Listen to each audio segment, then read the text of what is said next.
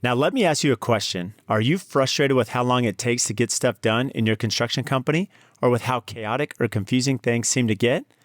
Well, then let me tell you about a much better way of getting work done, and let me tell you about an amazing tool that will help you overcome the frustrating logjams in your construction company. Sweet Process is a simple but powerful tool that lets you create clear step-by-step instructions for every task in your construction company, from writing proposals to executing client work to responding to client requests, so everything gets done more easily and more reliably. Plus, you'll have a central place where everyone who works with you, your employees, contractors, and even virtual assistants can access your procedures anytime from any device. The best way to understand how Sweet Process streamlines your work is to start using it. The company offers an amazing 14-day free trial, but as a loyal listener of this podcast, you can try for 28 days free of charge. You don't even have to enter a credit card to get started. Just navigate to sweetprocess.com/AFT Construction to start your free 28-day trial today. I am passionate about people having a great experience. This is blood money, and it's something you can't get back. That week, that experience.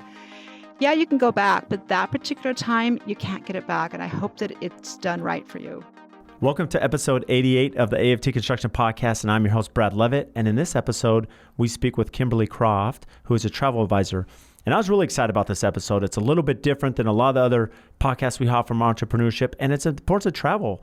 You know, this is what inspires. Many of us work so that we have the opportunity to travel and see the world. And I'm a big proponent of travel because we can understand different cultures and people and, our world creation. There's so much out there that, brings that value to us and brings happiness. And this episode was super fun because we really dove into what is a travel advisor. A lot of us are familiar with OTAs, right? This is the online travel agencies, Expedia and Travelocity.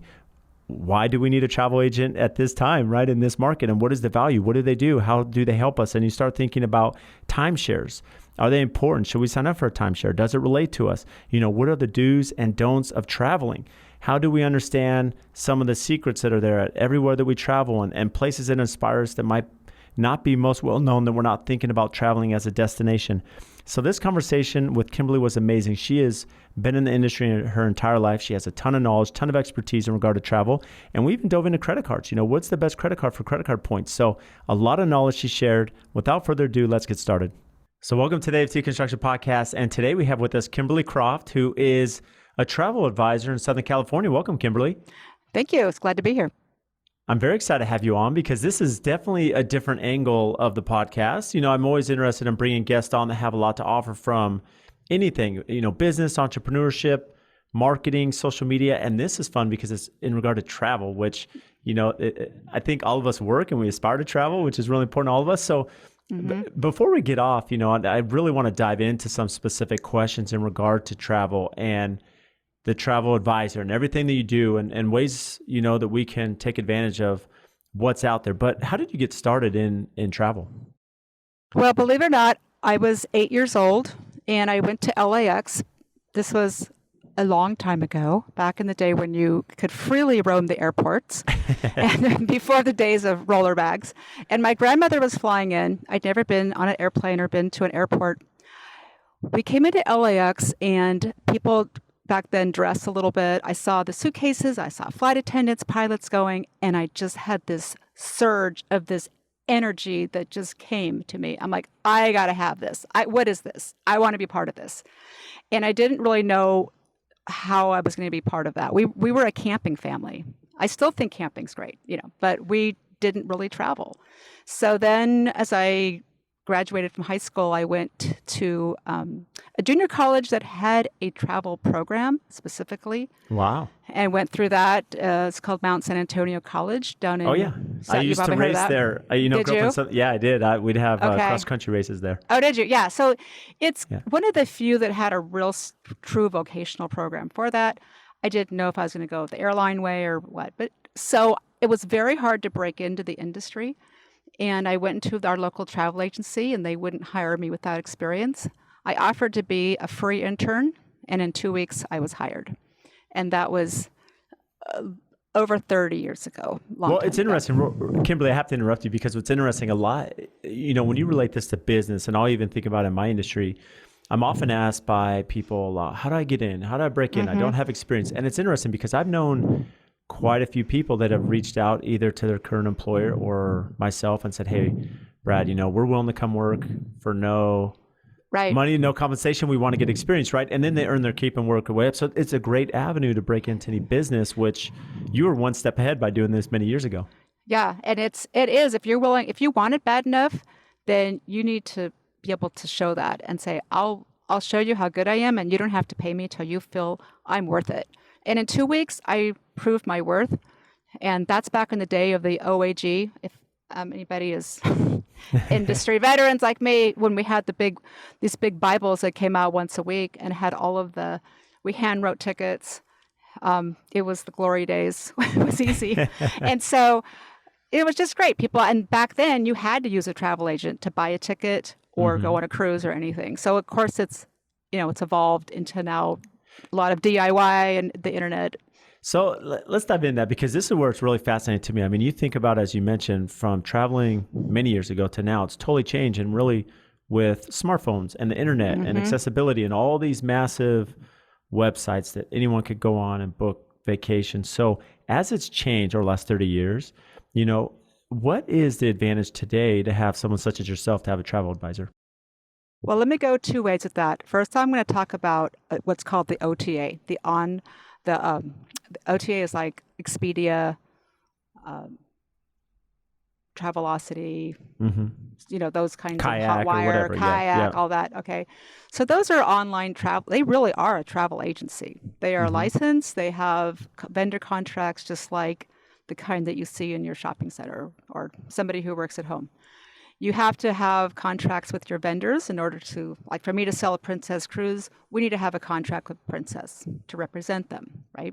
So how does that work? I mean, how? So if you're going to represent, they're going to pay. So we get paid. This is important to understand. We get paid through a commission structure, and it's small. I will tell you, it's smaller than retail.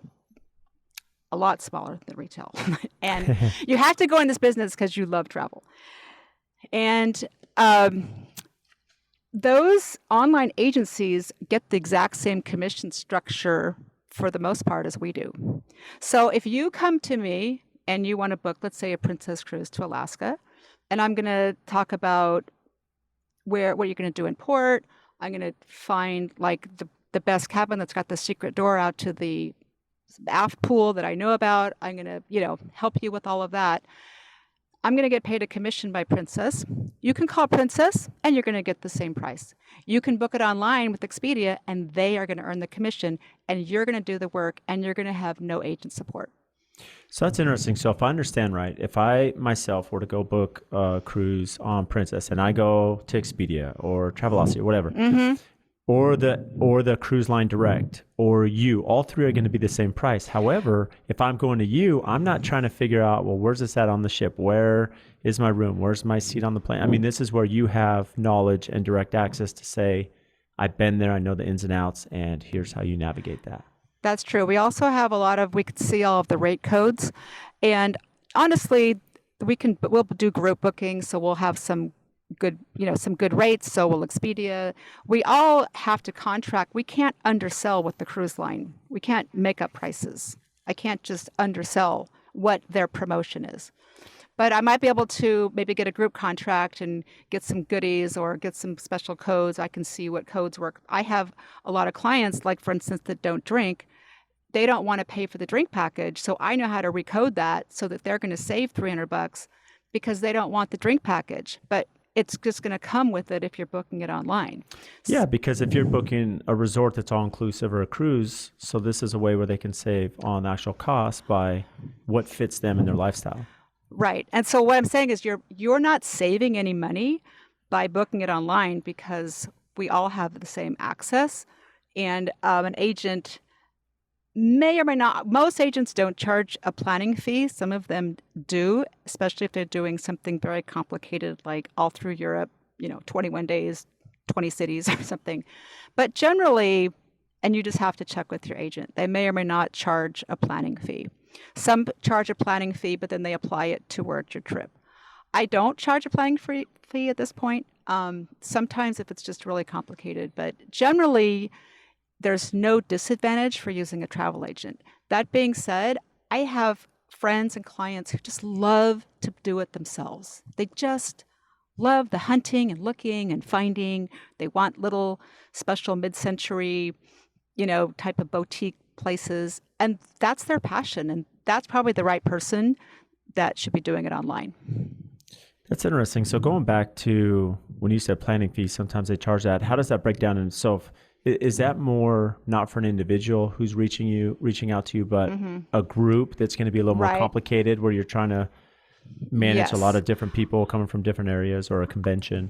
I do a lot of executive retreats, and and sometimes I'm doing meetings with convention space, and I might charge a pretty minimal planning fee, which is industry standard, because I'm negotiating their PSAV and I'm getting it way down from what they can do. I'm planning what's their PSAV? special.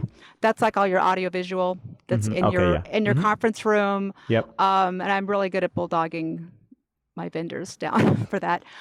We're doing special dinners on the beach. We're setting up transportation. There's a lot of elements when you're doing a group. So it's pretty common to have a minimal per person planning fee that can be from, sometimes it's $25. Some agents charge up to, $100 and $125. So some are more. You just have to ask what their event fee is. But that's pretty fair because it is hours and hours and hours of work to do an executive retreat or a convention. Yeah, I was just in a conference in Ohio, this past weekend with one of my groups. And it is, when you think about the logistics of 20 builders coming from all over the country and staying somewhere and then having a conference room, and as you mentioned, making sure all the audio is right. And we have a guest speaker come in and they need to hook up and make sure they can speak. Right. And so there's a lot of logistics behind that many of us who haven't planned that don't anticipate. Yeah, it's a lot of work. And if it's a big convention, you're going to be paying a lot higher fees if it's hundreds of people for that. But that's, there's a lot of agencies that specialize in really, really large group conventions. That's kind of a whole different booking area. I do large groups, but there's people that specialize in those big conventions where there's 1,500 people. So that's a whole other thing. So if I were a layperson, and I'm used to now in this media age where I'm finding everything online, I'm finding it through the website or Costco or whatever it may be, how would I find a travel advisor where I'm like, okay, I'm buying a general package, or I'm buying general, but I want some behind the scenes stuff. I want some direct access or location where someone has some inside knowledge. How does someone find you, Kimberly Croft, or another travel advisor in their local market? Usually referrals. Ask around. Most people will know one or two that they've used before that were really good. So I would just kind of ask around. You can even go in and talk to them and get a feel and just talk, maybe call a couple, have a conversation. Most agents worth their salt are going to give you easily 30-minute consultation where you just talk about what you're thinking and you can feel like, is this a good fit for me? I love that. So what other things would a travel advisor be a benefit for us as the consumer? So when you mentioned, we know where you should stay on a cruise, right? And where you have better access to the pool or whatever amenity they're looking for. What else is there that we're probably not going to get if we go to an OTA like an Expedia? Right now, we're going to be your COVID advisor. That's our new role. We're really becoming expert. We get daily updates on different countries, what the regulations are, where you get your testing. Here's a few things I'll just throw out that would be useful for an advisor. I'm going to Africa. What's better, South Africa or East Africa? I'm going to Alaska. I want to have a couple days before my cruise out of Seward. It's a little far to go to Denali. What can I do for 2 days? I want to go to Kenai Peninsula. Should I go there? I'm going to tell you, I'm going to get a car for you. I'm going to put you on the train. I'm going to tell you to do the Orca cruise in June instead of the Kenai Peninsula. I'm going to tell you where to go. I'm going to tell you the secret place where you can rent your car, that where to store your luggage while you're on the little Kenai cruise. There's so many little things like that. You're going on a Palgogan cruise to Tahiti. Your cruise gets in at 8 a.m. Saturday morning. Your flight leaves at 11 o'clock p.m. What do I do that whole day? How can I work around that? I'm going to Tahiti and I want an overwater bungalow, but my budget is this. Where should I be over water? Where should I be in a garden villa? Where should I be in a beach villa? How do I get between the islands? Sometimes these OTAs will book you on a flight at 4 o'clock. You get in at 9 o'clock at night. Then you've got to spend the night in Papeete, which is kind of a pit, unnecessarily, versus an agent who's going to carefully look at the flights and put you on the overnight flight so you immediately connect over to your outer island. So there's just a lot of things like that. Also, there's a lot of agents who will help you while you're traveling. I was in Tokyo a few years ago with my daughters. I booked my tickets through my agency. And a typhoon was coming. No, they call it typhoon. Yeah, they call it typhoon. Big typhoon was coming. And we had to get out of there. And we called the airlines for 2 days. There was no flights. There was no flights anywhere. I called my agency, and in 10 minutes, my rock star agent, Nicole, had me on a flight to Manila. We're like, I don't care. Just get me out of here. And we missed being stuck in Tokyo for a week in a hotel room with everything closed down. So sometimes it's just great to have that person that can help you while you're traveling. It's fascinating to hear that, because when I think about times where I've traveled, I have 6 kids, so it's very complicated when we travel. It's quite an adventure, and when you think about going to a new destination, whether it's US or abroad, it is always good, right? If you're going to speak to someone that's been there, hey, what restaurants are good? And, I know on social media you can put a connection out there, but I have someone such as yourself, Kimberly, that's going to say, okay, look, here's the airline you need to travel on. Here's where you need to stay. Here's some of the adventures that are out there. And so, of course, this comes with knowledge and experience, and you've been to these places and you've counseled, and so you've been in the industry, your entire life. And so you have this knowledge, and that's really the asset you bring. And so in addition to not only your knowledge and experience and everything you've gained over the years, when you mentioned the example of finding a flight at the last minute, do you have different access than we do, or you just have more knowledge? How does that come into play for, booking something last minute, or the logistics of a rental car to go to a certain place? The travel agencies have access to what's called the GDS system, and they have live inventory. It's where you're looking at Google Flights or Kayak. You're looking at available flights, possibly, and some prices, but an agent can look at all the airlines at one time, and they can see really live availability, and they just have a better way of searching. And we can put in different connecting airports. We can ask for a specific time. We can issue the ticket immediately and change things and just really manage those tickets a lot better.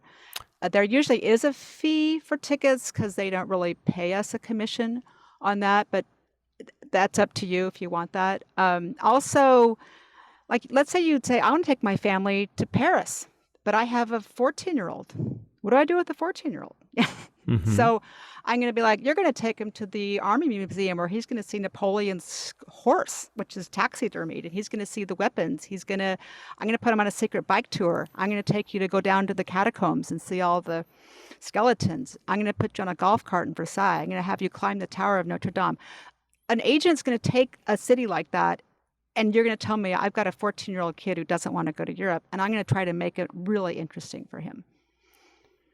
And I love that, because I think that is the biggest predicament as far as many of us travel. When you spoke of the database, that rang with me, because, we do have limited information based on what's online. It's, if I'm traveling on any airline, and I won't call them out just for whatever reason, but if there's an issue or delay or whatever, the ability to, and the reason I bring this up, we recently went as a family to Maui, and we have 6 kids, and it was an event with COVID, trying to understand, okay, we first off, we have to get tested within 72 hours, right? And then we have to make sure that everyone passes. And then we have to make sure the place we go to is certified by the state of Hawaii. And then we have to make sure that it's the right test that they approve.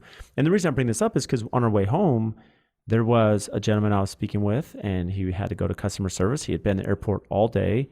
He arrived from New York State in the morning. The place he had went to was not accepted by the state of Hawaii. So now here he is. He can't get out of the terminal. He flew in on Hawaiian. Hawaiian was not returning, so he's trying to find American or a different flight. And it's just super complicated. And that's where, when you're trying to do it yourself, you kind of get stuck in the information we have, as opposed to someone says yourself that's going to say, no, let's go into the database, and here's the airline leaving, here's how you can get back. Or as you mentioned, COVID protocol, where parts of the world are still closed and some are open to us now. And we'll give you the right information going. And like I said, doing it yourself and finding something, there's nothing wrong with that. I've always felt like most people, I should say, like to travel in one degree or another, whether it's camping or it's staying in 5-star and everything in between. And everybody's dollar is worthwhile. Everybody has the right to have, a good experience to the best they can. And sometimes I've had young, cute clients who just don't have the money for a really fancy vacation and they want to go to Hawaii. I say cheap Hawaii is better than no Hawaii. So it's okay if your budget is kind of low. But as we talk about getting ready to plan your trip, and people say, well, I want a really good deal. Well, who doesn't? Right? Everybody wants a good deal. We get that. But then you have to say, do you just want a good deal? Or do you want the experience that you really, really have planned on and hoped for?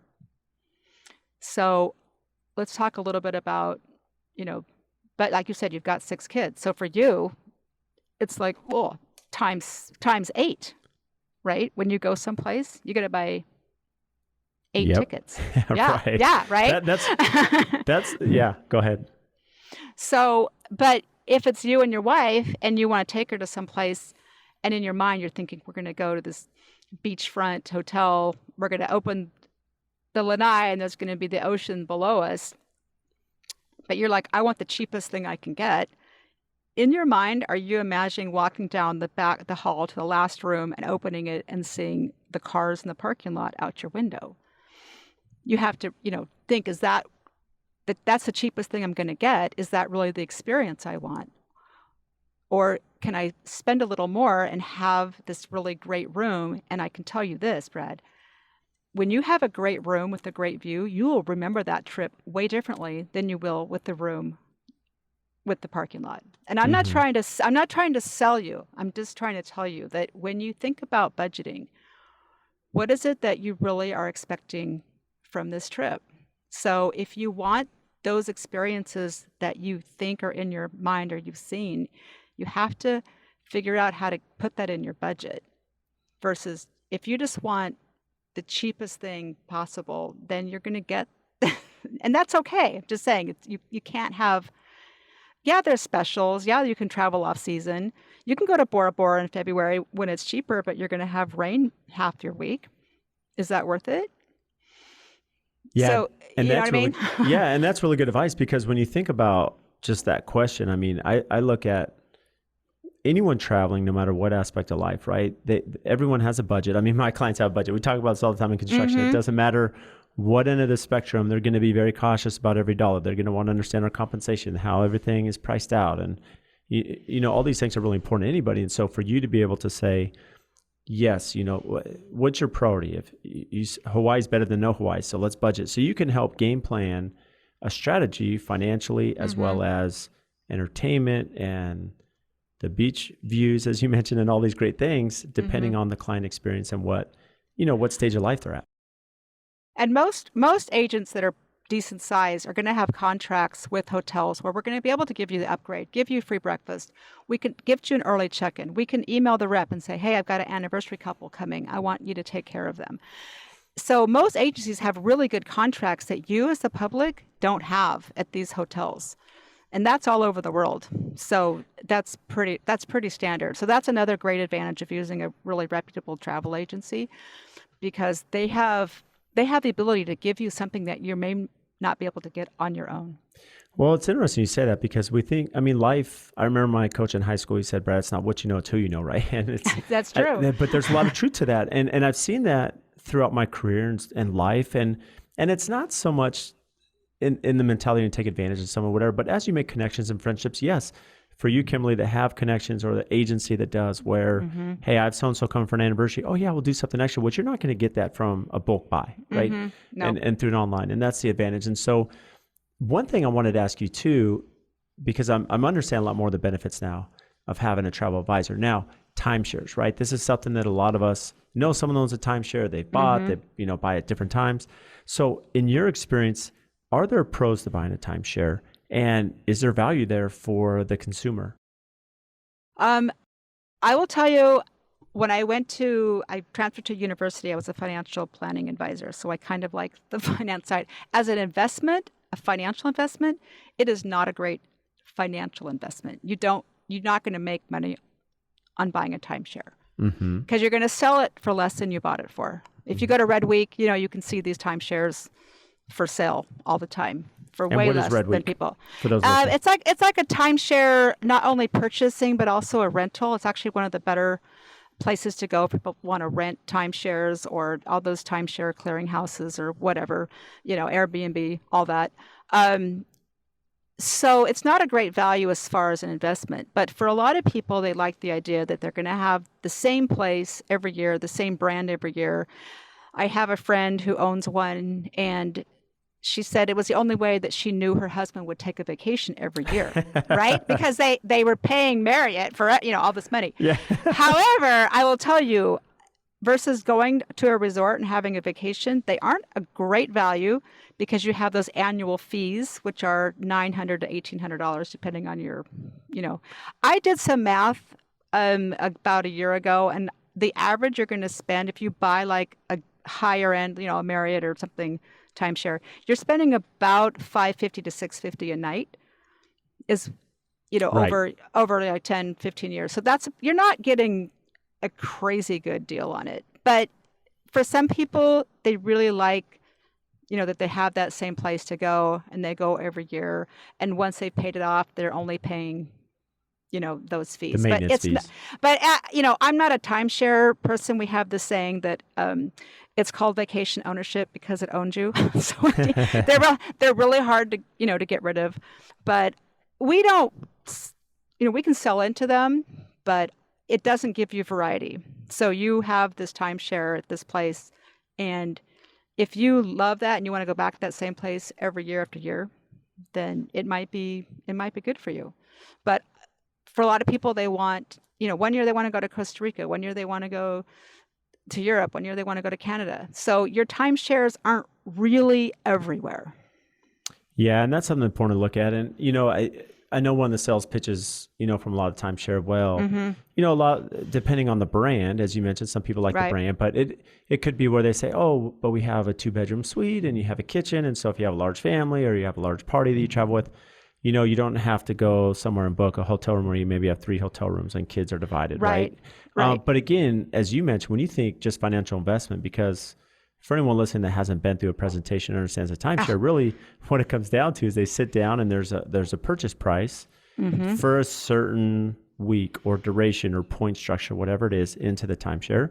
And it's a big purchase. And then as you mentioned, once you pay that off, you own it. However, there's still yearly maintenance fees, and those maintenance fees accrue and are adjusted with inflation and maintenance and whatever else. And that really, if you divide it over the amount of nights you have, then that would be your cost per night, as you mentioned. But it's still a lot, and you also don't get room. This is my big gripe. You don't get room service. So if I've stayed at the Alani, let's say, which is one property that I really do like. And that's the Disney one in Oahu, That's a Disney, right? yes. Yeah. And I stayed there 3 times. I've stayed at the Marriott Colina, all great places. And I just stayed as a guest. I got maid service. The people who owned didn't get maid service. That makes no sense to me. As an owner, you can get new towels, but you have to pay for someone to clean your room. Yeah. But as a guest, I get somebody to come and make my bed and clean my bathroom. So when I'm on vacation, that's something that's important to me, and maybe it's not, for other people. But yeah, and that's really important. So anyone that's considering a timeshare, I mean, of course, those are some of the cons. And when you think about the flexibility, if you weren't committed to a timeshare financial costs, then at least you have that flexibility where now you can use those funds or hopefully budget and hopefully still make time for those vacations on your own. Right. It's not, like I said, it's not a financial decision. It's something that you really just want to have, but it's not a great financial investment. But it's certainly going to give you the assurity that you have a place that you're committed to for 20 years. Now, we're super excited to welcome one of our new sponsors to the podcast, Pella Windows. And this is even more exciting because we use Pella in so many of our projects, nearly all of them. And they've been just an incredible partner of ours. And locally, Sammy and Adam, they are not only amazing business partners behind us, but they are super close friends. And I speak on the podcast all the time about the importance of relationships, right? Relationships with our customers, with our vendors, with our suppliers, because at the end of the day, I'm only as good as those that help our brand and assist us in our projects to take it from the ground up all the way to completion. And if we didn't have partners such as Pella, there's no way we'd be who we are today. Over the years, we've built this amazing relationship. When we call them or email them, they respond. They're quick. Their company culture, their integrity, their honesty, they are always there to do what's right for us and the customer. They can do anything from small replacement projects to large custom homes and even multi-million-dollar commercial projects. And also, when you think about their product line, they can do ultra contemporary, historical preservation, and large traditional projects. So for anyone, any scale, any size, they're the ones to call. They're here local. They have an amazing Instagram. Make sure and give them a follow to see what they're doing. So if you need windows and doors, give Sammy and Adam a call. We stand behind Pella. We love what they do, their culture, their brand, and especially their quality. And if you want to learn more about Pella Windows, check our show notes. We'll have everything tagged there so you can give them a follow and have their contact information to reach out. And now let's get back into the episode. So how has COVID changed travel? I know a lot. We have some places opening up, and I know it varies, especially even by state here in the U.S. It varies. Some countries are saying, well, if you're vaccinated, you could come in. So how has COVID affected travel? How do you see that changing here in the next 6 months? COVID, I was telling somebody that, I have a lot of experience, and this is an industry that doesn't get easier the more time you spend in it. It's become really challenging.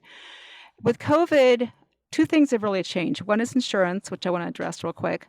And I think this is important too, because the reason we have insurance, never in my life have I ever thought, do you want travel insurance? Yeah, I'll buy it. No, you never buy that. However, all of a sudden COVID comes and you're like, did I get the insurance? Well, let me I want to address that because something you'll find interesting. And also, we have new countries opening every day.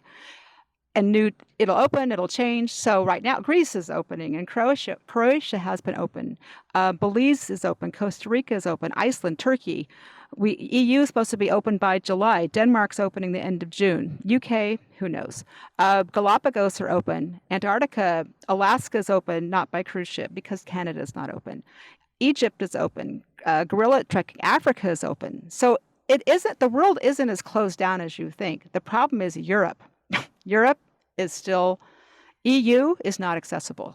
I shouldn't say Europe, EU. Any EU country is not acceptable, is not accepting Americans right now. And what are some of those countries for those listening in the EU? EU would be, France, Spain, Germany, Switzerland, Austria, the ones that you think of when you go to Europe. UK is now, of course, not part of EU.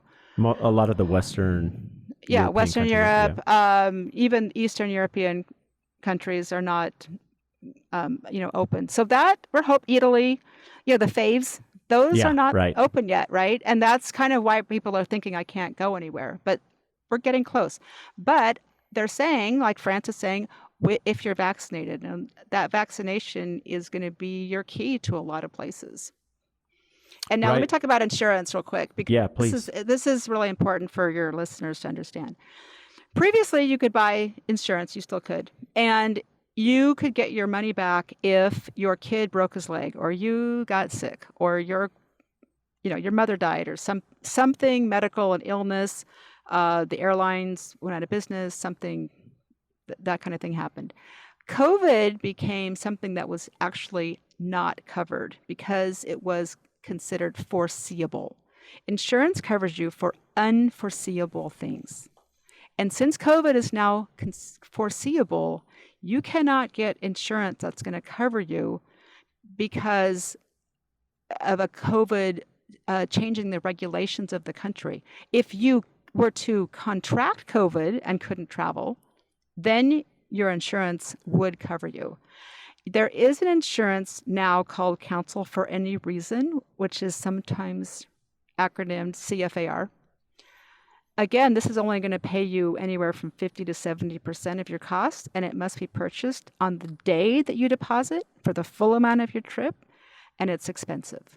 So this is where a travel advisor is really going to help you navigate insurance. I am able to go like through my wholesalers. I do a lot of wholesaling packaging, and I say, look, the hotel is telling me they have a 3-day cancellation policy. I want the same. So I'm going to tell my clients, maybe you don't need insurance because, you're going to get the airline credit and the hotel has this policy. But if you've got a big ticket and I've got somebody who's elderly, they had better be buying insurance, because if they're putting $20,000, $30,000 out on a non-refundable cruise or a trip and they get sick, the cruise lines, the airlines, the tour companies, they don't care. They want you to buy insurance because it invalidates everybody else who bought the insurance if they just give you your money back.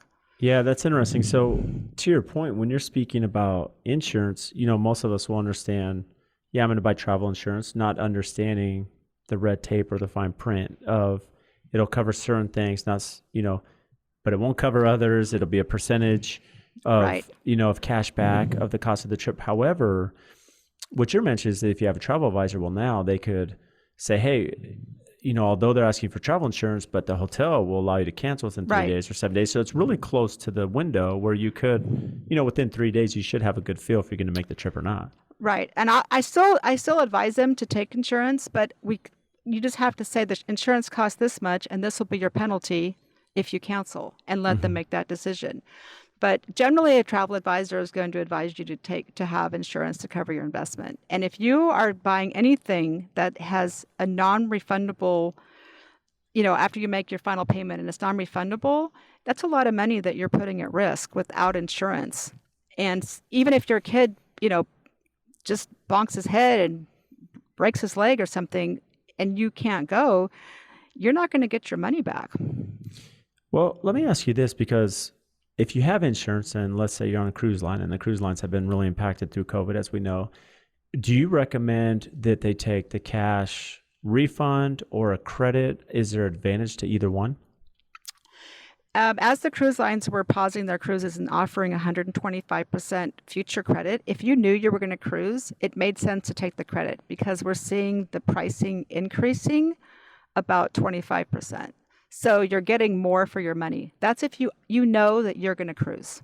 If you know you're going to cruise, I would take the credit.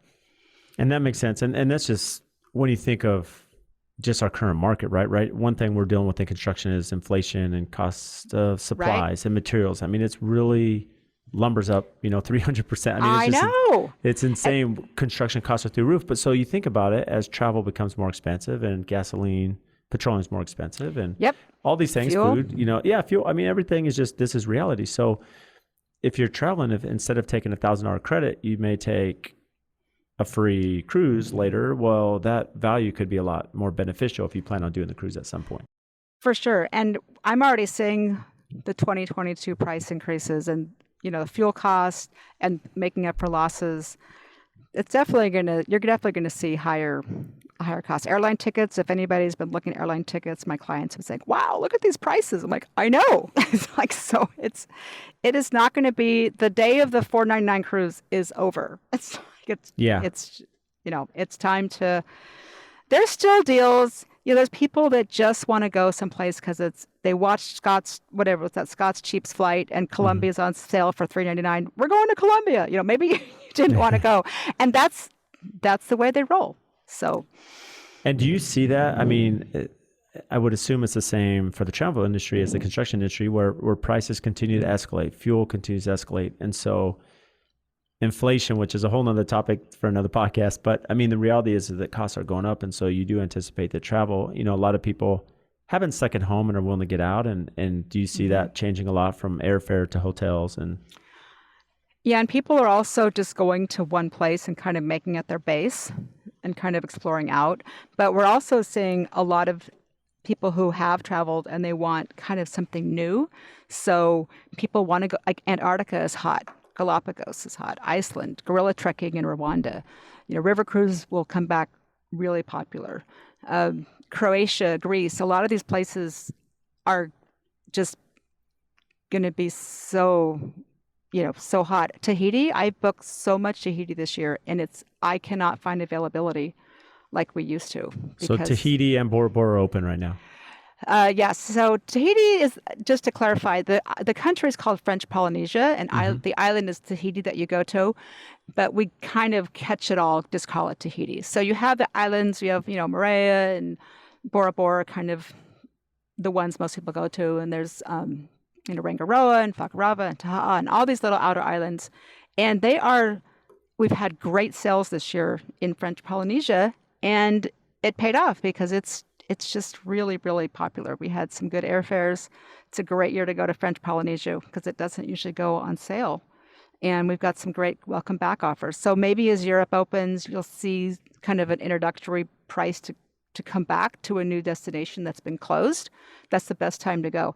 The other nice thing is, because the airlines are waiving all of their change fees, which I think you're aware of, you can book something pretty far out, and if the price goes down, you can rebook it, and there's no penalty, and you just have that extra credit. So there's no loss now in booking out. I tell people, you want to go to Alaska in 2022? The space is tight. Book it now. We can adjust that price code down as much as we want until final payment. There's no downside to booking out. Interesting. And are most airlines that way, where they're allowing people to restructure, change their trip without a ton of impact fee? Domestically, yes, for now. Now that could go back, but most airlines have waived their change fees. Internationally, not so much. You do have to be careful. A lot of those are starting to charge those fees. But your domestic tickets, if you want to go to Hawaii, like at Thanksgiving, I have people, should I book now? I'm like, heck yeah, book it now, because it's probably not going to go down. But let's just say it does. You can rebuy the tickets if it's available at the lower price, and then keep the credit for another trip. That's amazing. And so let me ask you this, because this is probably going back to the advantage of having a travel advisor, but you mentioned Tahiti, right? And as we're traveling in other parts of the world, right? There's a great season to travel, right? It may not be hurricane season, and you're not going to have a ton of rain. And so how does someone navigate the best time to travel? And even more so, not just from a weather and experience side, but a cost side. Like, is there a better day to fly? People say, yeah, fly on a Tuesday, return on a Wednesday instead of flying on a Friday or Sunday, right? I mean, are there better times? And you have a lot more access to this as far as times to travel, times a year, and then, of course, the experience side of it. Generally, weekend travel is higher. I'd say Caribbean, Mexico, Hawaii, Europe, not so much. But generally, you are going to see some weekend pricing being higher because of the demand. That works well for people's work schedule, for kids' school schedules. So you are going to see that. As far as the, book it on a Tuesday night at midnight, I don't know. No one knows the mystery of who the system analysts are that are the masochists of the industry in there, like changing the airfares. And, I can't tell you that. No one knows when the best time to buy. That's just kind of, people have tried to figure that out. But generally, you're right. If you're traveling midweek, it generally is less, going at off times, that kind of thing. If you can do shoulder season, like we went to Costa Rica in May. So for instance, in Costa Rica, the season changes May 1st. It goes from their drier season to what's called their green season. And if you can get on May 1st, you're still in good weather, but the prices go down 30%. So that's a really great timing to try to get that little window in there. But then when you go into July, you're going to be in the rainy season. So, but May, you're still good. If you go, I shouldn't say, it can get some rain in July, but if you go in September and October in Costa Rica, it's going to be a good deal, but you are going to get a good amount of rain every afternoon. Yeah, and that's important to navigate, because when you think about it, I know I've spoken to clients where they've been to Hawaii or Costa Rica and it rained the whole time. And that's, you really want to try to avoid that. I mean, not that you can't have storms come up. I mean, we understand that. But, right. But yeah, there are types of season where you're playing the averages, right?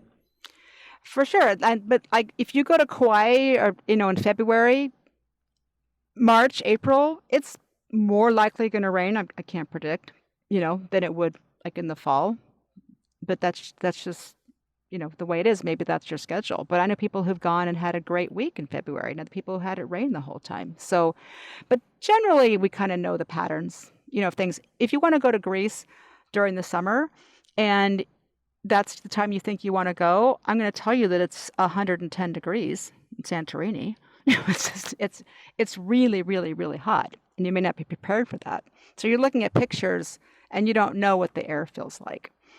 Yeah, and that's really important to consider too, because when you're thinking Rome, for instance, I know, if you're traveling in the spring, it can be really beautiful and you can get some good weather, but in the summer, it's really hot, right? And so if you're touring, the tourist attractions and you're walking through the Colosseum or something, if it's super hot that time of year, and maybe it's a heavy travel season too, where a lot of people are traveling and you want to consider the crowd control as well. And think about this, you're bringing your kids, you've got your 11-year-old son, and it's 90 degrees in Rome, and you're going to the Colosseum, and the guy's talking in his ear, and he's just melting. You have to think about if you're going to take your kids to Europe, they don't want to see every castle. They don't really care about some do, I shouldn't say all of them, but the history, in general, the narrators are going on, and they'll take a piece of art and they're talking for 15 minutes about this piece of art. So like if I have families that go to Italy, I'm going to put them in a pizza making class, a gladiator class. I'm going to talk to the tour guide and say, look, your max is 5 minutes on each piece of art. I say bring squirt bottles, like do your tour early in the morning, late in the afternoon. Don't take them to the Colosseum at 2:00 in August. They are not going to be they're going to be melting. You've got a lot of flying, and be prepared for that. I know somebody who has a great little kit called Mini Voyager, and I think you can find that online and I think on Instagram, and it's like a little kit that's got all kinds of things for the airplane. I see people on the airplane with their kids with nothing, but you've got 11 hours here. Think about not only being there, but think about the trip. What can you bring? And I tell people, navigate also where you're planning your tours, but do you have rest time? Do you have pool time? Do you have time to just sit around and let them just have some, you have your kids. Don't they need a break. They can't be going, right? And they're better travelers when you let them kind of not be paced at the pace that you want to go. They don't like to be rushed. Yeah, and that's great advice. So let me ask this, because this is where it gets a little complicated, is the credit card, right? You have a lot of people that use their credit card by intent because there's credit card fees, or I should say credit card points, right? Every time you spend, you get points and you accrue those. Right. And we'll get into a little bit later how that impacts or how they could still coordinate with the travel advisor, maybe that aspect. But are there certain credit cards that are better? Are there certain reward systems that are better that you've seen your customer base have success with? I would say, look, we take all kinds of credit cards. We take credit card payments, no problem. Any agency will. So it doesn't matter what you use, but use the credit card that gives you back what you use the most. So let's say you're a Marriott loyalist. Then get the Marriott card and get that sign-up bonus. So you get, 70,000 points, and all your points are going to be going towards Marriott points because that's what you really have a loyalty to. I like something that has, my husband's a big United guy, so he has a United card, and he uses that advantage, and now when he flies, he gets upgraded because we put, so much towards the United card. Even though it's just a Chase Visa, it's United points. I personally like the Chase Sapphire, which is kind of really good. And it's neck and neck with the American Express Platinum. I think they're really pretty close. They're really close. The Sapphire gives you a little more in travel money. It gives you $350. I believe the Platinum doesn't give you as much. It gives you it towards, I think, other Uber or something like that. It also gives you the Priority Pass, where American Express has the Centurion Lounge, which it depends on where you travel, But I like that card because I earn a lot of points and I can use it on any airline, and I use it all the time. I travel all the time on my Chase Sapphire rewards. So, but look at, I also have the American Express Bonvoy card, which I like. I like American Express, and I get a lot of, I used to be a Starward fan, but now, of course, they're owned by Marriott. But I really like the benefits that used to come with that. And that's a pretty good card because I can also use that for, any airline, lots of different things like that. So it's definitely wise to use your card as much as possible And the best thing you can do is that sign-up bonus, because that sign-up bonus, you're never going to earn 70,000 points or something. That's That a lot of fast. purchasing. Yeah. So you have to do that. The Alaska Airlines, with the companion fare right now, they're giving you, I don't know, 40,000 points. Plus you get the companion fare. They're giving you the $100 to pay for the annual fee. That's a great card too. We have the Alaska card because every year we get a companion ticket for $99. So that's a $100 ticket to Hawaii or Alaska or wherever we're going. So it is worthwhile, I think, to use cards that give you the value where you are going to use it. And I love that you share that, because what's interesting is when you start thinking about the credit cards, and specifically, as you mentioned, like the Sapphire. So, if you have, let's say 100 points, I believe the Sapphire gives you 35% more. So it's 135 points. And if you have the ink, the Chase ink is 25%. And so there's savings or discounts, as you apply it to travel as opposed to cashing out. And then, you have access to the lounge clubs at certain airports, which is nice for layovers. But it was interesting because, and this is not that we're trying to make this an economics thing, but I remember being in college and I had an economics professor, and he said, his point was, he said, why doesn't everyone use credit cards? And, a lot of people rose their hand, like, well, it's not financially sound, and credit card debt and stuff. And he said, his explanation was this, that if you are budget savvy and you understand how to pay your bills in time and you track all your purchases just like you would a debit card, the advantage is if someone steals your credit card information and they make purchases, you call the credit card company and they have a million lawyers that fight that, and they fight the cost, and they take it off your account and it's done. If they take your debit card, there's no lawyers to fight for that. You have to go fight the bank and fight to get that cash back on your debit card. And so just that alone, and it was interesting. My wife and I, as I mentioned, we're in conference for Builder 20, and we're in line for Hertz, and the lady in front of us was checking out her Hertz car, and she doesn't have a credit card. She only uses debit cards. And so she was arguing with the person working there and saying, hey, you're going to take a $500 hold out of my account. I mean, this is cash out of my debit card I can't use because for incidentals, right? And she's like, I don't want that. I want a way around that. And they're like, well, you need to use a credit card. And she's like, well, I'm financially sound. I don't have credit cards. And the person kind of looked at her like, well, if you have a credit card, we just put a hold on the account. It doesn't take cash out of your account, but there's no way around that. And so not that we're trying to sell credit cards, but there are advantages as we understand some of the benefits, as you mentioned, that are out there. It protects you. Also, I know my American Express protects me against bankruptcy. So I actually had tickets on an airline that went bankrupt last year, South African Airways, in bankruptcy status. And I was able to get my money back because that airline declared bankruptcy. Interesting. So there's a lot of protection with credit cards. They're also, for us as a vendor, we feel protected because, we don't have to wait for your money. We need a refund. It can go back to your credit card. It's just the way you need. And when you're traveling internationally, almost any place takes a credit card. Most credit card companies waive international foreign transaction fees. Those are easy to get around.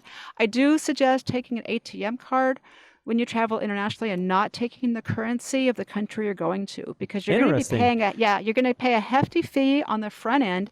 You just have to go to the ATM. You're going to get the bank rate, and there's no fee. There's $3.95. But if I'm going, to Europe and I want euros, I just put my ATM card in. I'm going to get the bank rate of my euros, not going to TravelX where they're going to charge me 10%. So it's always wise to have your ATM card with you to get the local currency. So there's no reason to buy it in advance and lose that money. Also, most good banks will take your currency back and return it back to US dollars. So I came back with euros. I was able to deposit that and get that back into cash. But check with your bank, not coins, but actual. Yeah, they don't take the coins, but they'll take the cash. They'll take the cash. Yeah. Most good banks will do that. And I try never to have more than 200 euros or whatever equivalent of $200 in cash at a time when I'm traveling, just in case there is thievery or something like that. But it's just the easiest way to do it. There's ATMs, everywhere in the world. Everywhere you can find an ATM. Yeah, so you bring up Europe, especially with the euros and as you're traveling. So when you're in Europe, is there a better way to travel around that country? Do you recommend staying in well-known hotels or brands that we're familiar with, or hostels? I mean, Airbnbs. I mean, have you seen people have the most success traveling to Europe?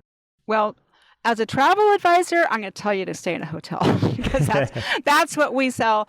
And I love a hotel. I love a good hotel. I like a front desk. I like to where I can go ask questions. I like someone to make my room every day.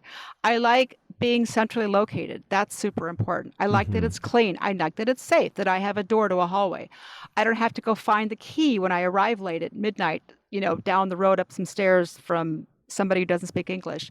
An Airbnb is kind of a surprise. I do know people who've had great success with them. And I also have gotten calls from people who say it smells like cigarettes.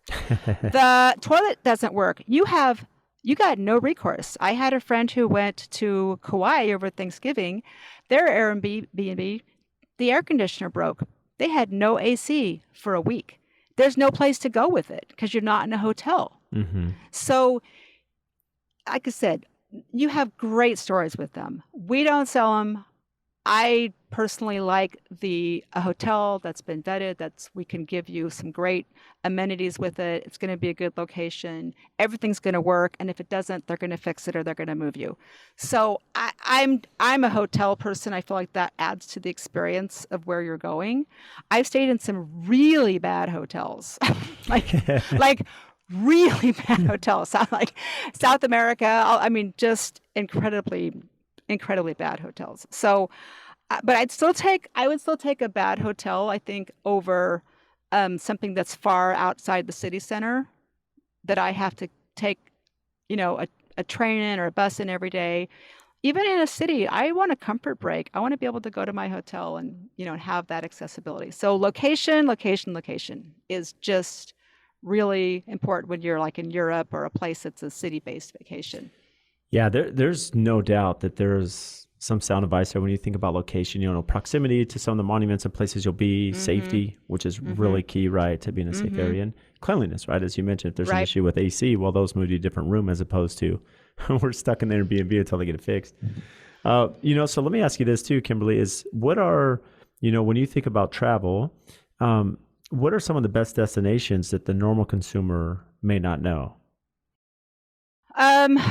I think like one of my favorites is, believe it or not, is Alberta. And people are surprised by that. Like, really? And I just think it's not cheap, but it is, when you talk about grandeur, spectacular views, like just awe-inspiring to see creation like that, I think that Alberta just really delivers that. It's just gorgeous. Glacier, up through Alberta, that's just creation at its best. It's just magnificent. It's not architecture like Europe, okay? But that's, if somebody who just wants to see the vistas and the beauty of the earth, then, Iceland also has really unique topography and really interesting stuff like that. And so also New Zealand, just gorgeous vistas. But it doesn't have the architecture like you would get in Europe.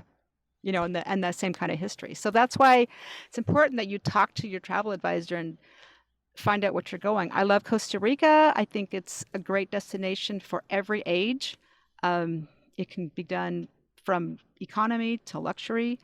I think I like everything. Well, it's interesting. As you were saying that, one place I've always wanted to visit is Banff, right? Which is in Alberta, I believe, right? You got to go, yeah. Yeah, I like to golf, of course, and there's an amazing golf course there. But even if you go in the winter, just the surroundings of the forest and the mountains. Everything. It's so beautiful. I've been there in April. I've been there in the summer a couple times, and when you're standing up on top of Sulphur Mountain and all you can see is range after range as far as the eye can see, it's just glorious. It's just fantastic. And then you go to Lake Louise, and that hotel, the Chateau Lake Louise, is one of my favorite hotels in the world. It is not cheap, but it delivers. And you're looking at that view that is, it's just so beautiful. It's just breathtaking, and it's not that far. So yeah, it's expensive to stay there, but your airfare is going to be in the 300s versus going to Europe. To see, if you want to go to Switzerland but you can't afford it, you can go to Alberta and have a really beautiful place. Switzerland is one of my favorites. Love Switzerland. It is not cheap, There's no way to do it as a bargain without staying, like I said, in something very, local. And like I tell people for Switzerland, it's such a small country. You can stay in Bern, and you are an hour and a half to every major site in Switzerland. And you can get there, you can get the Swiss Rail Pass and do it all. But I love that area. I love Germany, Austria, Switzerland. That's one of my top fives. Also, I like, Africa. South Africa is fantastic. I do love French Polynesia. I got to say, Bora Bora. I was just going to ask that. Delivers. So I have to ask you this because it delivers. Yeah, as a kid, it's funny actually. When I got my first laptop, my screen monitor was Bora Bora. Right, it's a place I've always wanted to go. I've never been. Someday I'll get there, but you got to go. Yeah, I know. And so everyone wants to stay. You want to stay in Hut or Bora Bora, but we know the cost. It's one of the most expensive vacations you can take, from flights and timing and just costs. And so, is it one of those things where, hey, we can find the VE, the value engineer Bora Bora, maybe in a part of Tahiti or Jamaica or something? Is there another destination to do, or do you just say no, bite the bullet, save your money, you got to do Bora Bora? There's no place like it. No other place has that water, the 42 colors of blue, Mount Otamanu. There's no other place. I've been to many, many places like it. But I will say, we actually went to a lot of different hotels while we were there, and I've stayed at some of the other different hotels. One of my favorites is the St. Regis. I got to say, that place is St. Regis is fantastic. A great property. It's fantastic. But I stayed in the Overwater bungalow, and I went and saw the beach bungalows. I actually liked those beach bungalows, and they save you a lot of money. You have your own pool. You walk out to the beach. It's a kind of a way to go there without spending so much money, and then maybe just, do one night at the end at your Overwater. And I'm on the Overwater bungalow. I jump off my little thing, and it's kind of deep. I'm swimming around like, okay, now what do I do? Like I loved it. It was awesome. And I still say to have the Overwater experience is great to do, but maybe like go to Moorea and stay on the beach, or I might say go to the Conrad and do a beach bungalow for a few nights, and then come over to the St. Regis or the Thalasso and do 2 nights in an Overwater. So there's ways to make Bora Bora work and still have a great experience, but maybe shave off some bucks by just doing an Overwater at the very end for a few nights. Again, this is why we need our travel advisor, right? Because you're right. You could stay in the bungalow, as you mentioned, that's fantastic, and then spend a couple nights where you're not breaking the bank, essentially. And it is achievable at some point in our life. Yeah, right? totally. This has been a great year for French Polynesia. The pricing is pretty good, but I would say if you can have a little fund, I think it's a fantastic place. The other thing about Bora Bora is you don't have to stay there for a long time. You can stay for 4 nights, and that's actually a pretty good amount of time. You can do a couple nights on Moorea or another island or Taha'a. You don't need a whole lot of time there. It's small. There are things to do, but you don't need a long time there. And it's only an 8-hour flight from Los Angeles. Interesting. Well, this has been amazing information, Kimberly. I mean, it's just your wealth of knowledge and expertise in this field, which so many of our listeners are fascinated with, including myself and my clients. I know that travel. So what do you have that's upcoming and exciting? I'm going to Hawaii tomorrow. Oh, no way. Caught you just in time. Yeah. Just a quick trip over to Oahu, which we love. My husband's birthday didn't get celebrated last year, so we're kind of doing a do-over, just kind of a long weekend.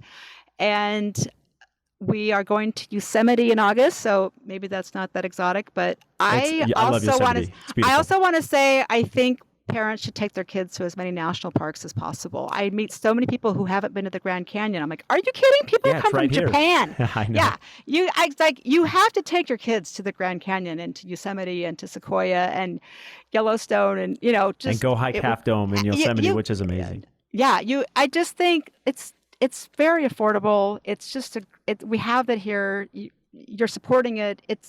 I do think national parks are awesome. And then in the fall, I actually have some credit with Air Tahiti Nui, so I'll probably head back down to French Polynesia for a few days. And I have a conference I'm running in Mexico, and I don't know. Something will come up. I'm not quite sure what, but I think next year I'm going to try to hit Egypt. Oh, that's exciting. Yeah. So haven't done that. But Yeah, I haven't either. Well, Kimberly, you've been amazing. And so where can our listeners find you when they need that travel advice and to contact you to help all the information you provided today? You can contact me through my email, which is Kimberly.Croft, and that's spelled C like Charlie, R-O-F like Frank, T like Tom, at Frosh, which is F like Frank, ROSCH.com. And I also, my personal email is KimberlyCroft@gmail, which I will then correspond through my work email, but that one's easier to remember.